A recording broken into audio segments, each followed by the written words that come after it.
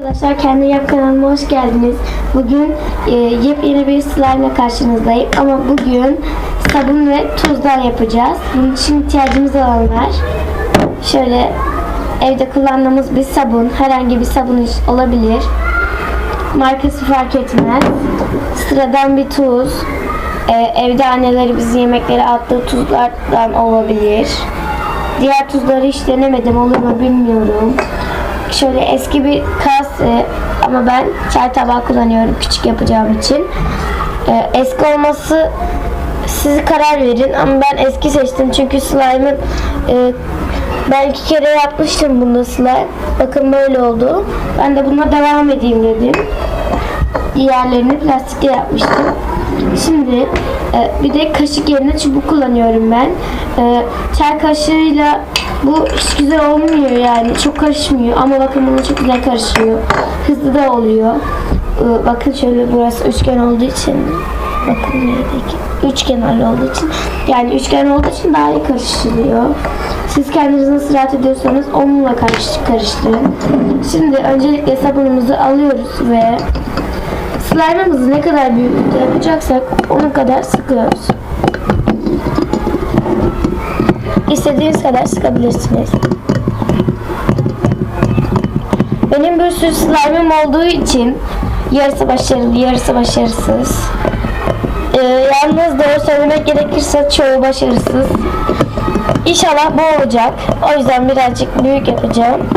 İşte bayağı sıktım, gerçekten bayağı sıktım. Çay tabağını biraz daha sıksaydım tuzu koyamayacaktım yani. Şimdi arkadaşlar böyle oldu.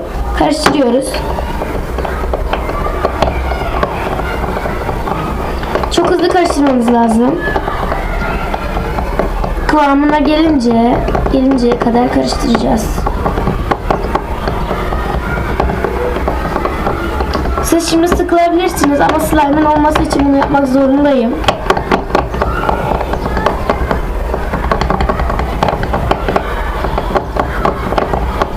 Evet arkadaşlar, bakın fark ettiyseniz birazcık köpürdü.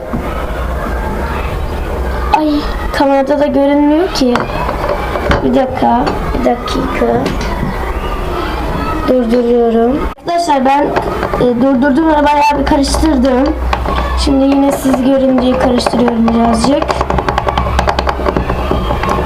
Evet arkadaşlar, şimdi gelelim tuza. Şöyle. Oo, birazcık çok oldu sanırım.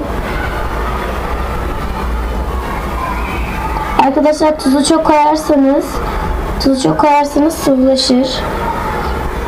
Ben de o yüzden az koyacağım. Bu kadar yeterli sanırım. Evet arkadaşlar, şu kadar bir tuz. Şu kadar. Görünmüyor. Bu kadar bir tuz koyacağım. Siz kendiniz ne kadar sıktıysanız işte çok az bir tuz koyacak şekilde ayarlayın.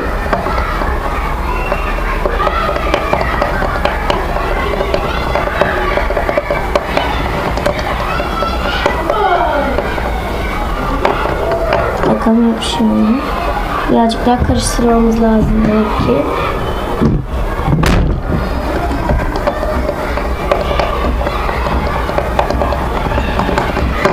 Şimdi yapışıyor mu?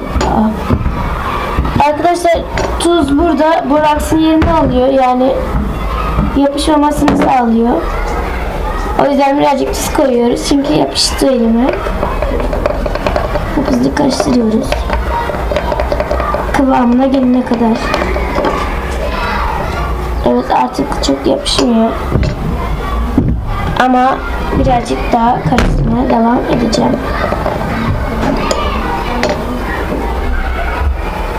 İşte bu kadar. Şimdi dolaba koyun siz 5 dakika. Ama ben koymayacağım çünkü bir yere gitmem lazım. Siz koyun yine de. İyi günler.